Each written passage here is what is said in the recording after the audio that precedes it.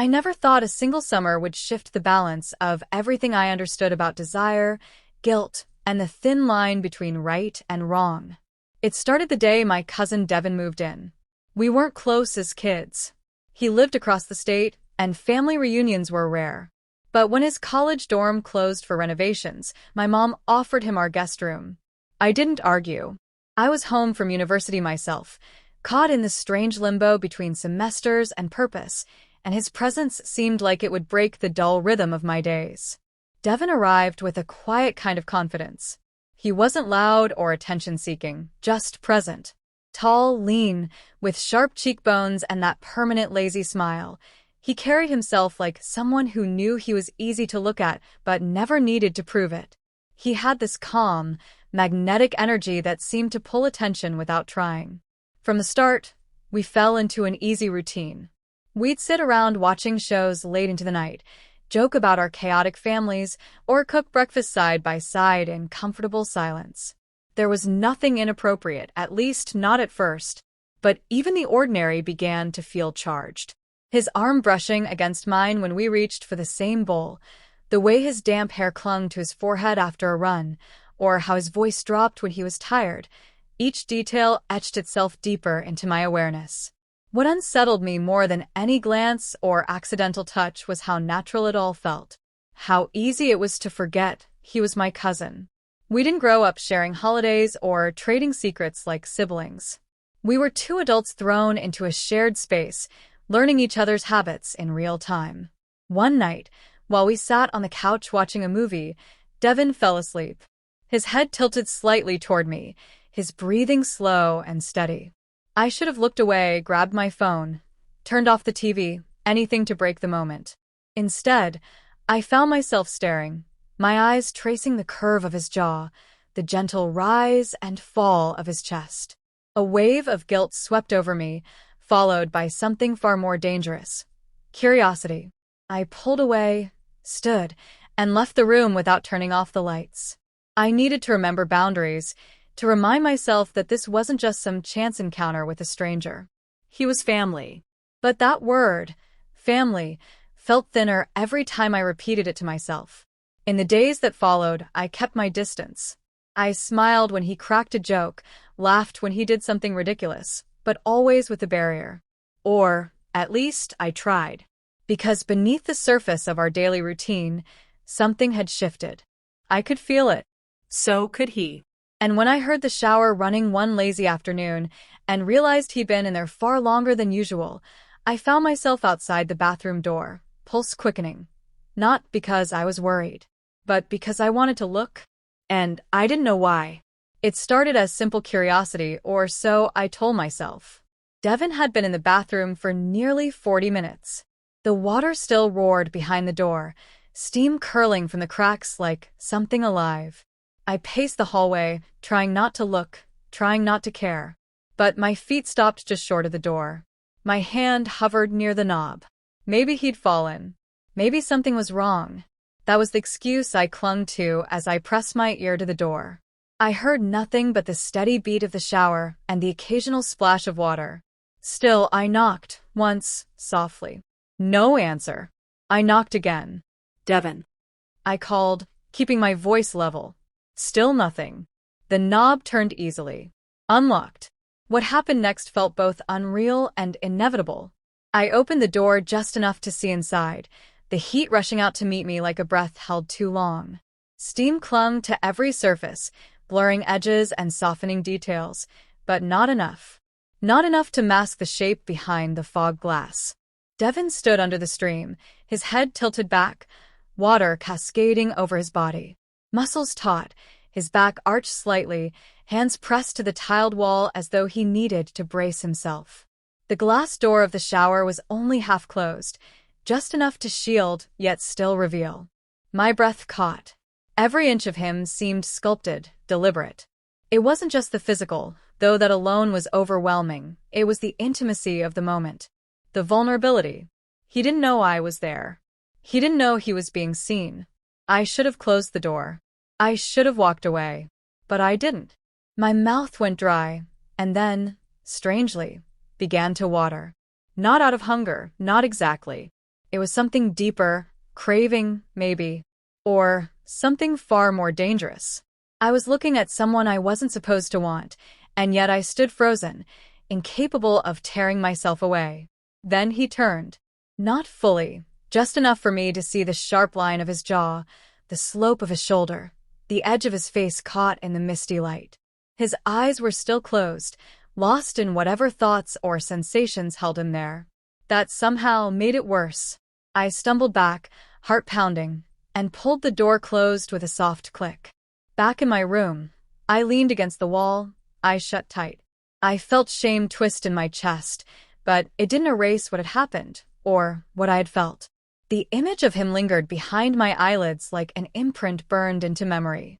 Later that night, over dinner, Devon was normal, easygoing, unbothered.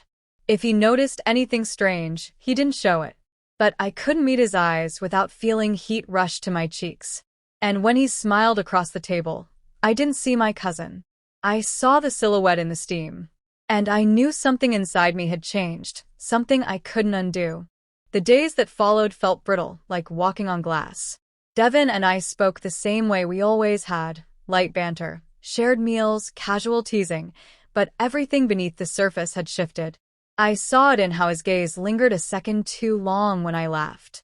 I felt it when his hand brushed mine while passing a plate, and neither of us moved away fast enough. We pretended nothing had changed, but our silence was heavy with everything we wouldn't say. I tried to drown it out with distractions, long walks, headphones blaring, late nights staring at my ceiling, but it was always there, pulsing at the edges of my awareness. I'd stolen a moment I wasn't meant to see, and somehow, it had made him feel even closer. One evening, a thunderstorm rolled in, unexpected and loud. The power blinked out just after dinner, leaving us in flickering candlelight and muted shadows. Devon lit another candle and grinned. "Romantic, isn't it?" he joked, and I forced a laugh. We sat on the couch, a throw blanket between us, a movie playing low on my laptop. Rain battered the windows, and the wind howled, but the real storm was inside me. He shifted closer to see the screen, our shoulders touching. I didn't move. Minutes passed, maybe hours. I couldn't tell. At some point, I felt his head rest lightly against mine. Not enough to startle, just enough to say I'm here. I closed my eyes, pretending it meant nothing. But every inch of space between us disappeared. When he turned his face slightly, our cheeks grazed. That simple touch sparked something electric, something inevitable. I looked at him, and he looked back. No words, just the kind of stare that strips you bare. Then it happened. He leaned in, slow, uncertain, but sure enough that I didn't stop him. Our lips met, a cautious brush that deepened too quickly. My heart pounded against my ribs, as though trying to escape. I tasted guilt, want, fear, all tangled together in that kiss. His hand found my jaw, anchoring me to the moment. For a few suspended seconds, everything else vanished. When we finally pulled apart, neither of us spoke. Devon stood, rubbing the back of his neck, eyes wide with confusion, panic, something unspoken. He started, then stopped. I shook my head. Don't. Just don't. He hesitated, then nodded once, and left the room without looking back. I sat alone in the dim light, lips still tingling, breath shallow. What we'd done was small in action, but massive in consequence. A door had opened, one I didn't think we could ever close again. I didn't know what tomorrow would look like. I didn't know if this was the beginning or the beginning of the end. But I knew the truth now. What we were dancing around wasn't imagined. It was real, and it had just crossed the line. The next morning, the house felt colder, emptier somehow, though nothing had changed physically. The furniture remained where it always was, the sunlight filtered through the same curtains, and the air still smelled faintly of the coffee Devon always made too strong. But something between us had cracked, and silence filled the gap. I avoided him, at first. Stayed in my room, skipped breakfast, pretended to be busy. But avoidance is only temporary comfort. It doesn't erase reality. Eventually, I found him on the porch, headphones in, scrolling through his phone. He looked up when he saw me. No smirk, No sarcasm, just an unreadable calm. "We should talk," he said simply. I sat beside him, the cushion between us stiff and cool. For a long moment, neither of us said a word. The wind moved through the trees, a soft whisper compared to the noise in my head. "I didn't plan it," I finally said, voice barely audible. "Me neither," he replied, still looking straight ahead. But I didn't stop it either. There was no anger, no blame, just quiet honesty. That made it worse somehow. If one of us had lashed out, it would have given the other a reason to retreat. But this calm made the truth undeniable. We both wanted it. Maybe not in a logical way. Maybe not in a way we were proud of. But it was real. "What does this mean?" I asked, not really expecting an answer. He looked at me then. "I don't know. But I think we crossed a line we can't uncross." The weight of his words sank in. Whatever fantasy I'd been holding on to, the idea that this was just a moment, a mistake that could be erased, disappeared. We had rewritten something fundamental about who we were to each other.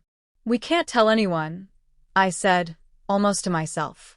"No, we can't," he agreed. And yet, the idea of secrecy didn't feel protective. It felt suffocating, like burying something alive. Over the next few days, we acted like nothing had happened. Chores. Small talk. Meals. But everything was measured, careful. No more late-night movies.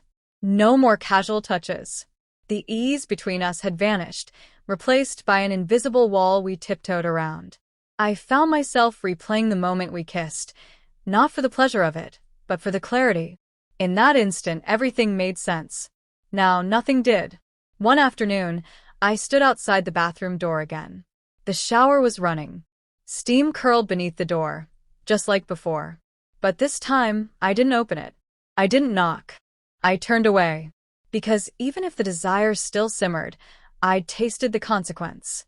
And it lingered longer than the heat of the moment ever could. And yet, as I walked back to my room, I couldn't help wondering, what happens when something forbidden stops feeling wrong and starts feeling inevitable? The line had been crossed. But maybe, just maybe, we were both already too far on the other side.